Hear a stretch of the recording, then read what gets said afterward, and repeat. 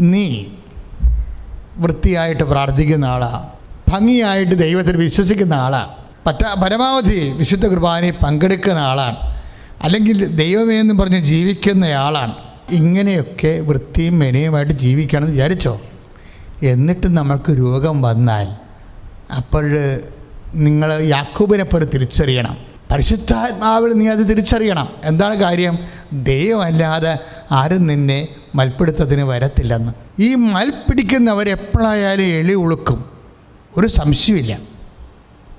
സ്വന്തം കാര്യം നിൽക്കാൻ പറ്റാത്ത അവസ്ഥ വരും. സ്വന്തം വിദ്യാഭ്യാസത്തിൽ, സ്വന്തം വിശ്വാസത്തിൽ, സ്വന്തം ആരോഗ്യത്തിൽ ഇങ്ങനെയൊക്കെ നിൽക്കാൻ പറ്റാത്ത അവസ്ഥ വരുമ്പോഴേ നിങ്ങൾ ഓർക്കണം, എന്താ? എളി ഉളുക്കിയിരിക്കുകയാണ്. പക്ഷേ എളി ഉളുക്കിയത് കൊണ്ട് മാത്രം കാര്യമായില്ല. യാക്കോബിനെ പോലെ അത് ദൈവമാണെന്ന് തിരിച്ചറിയണം.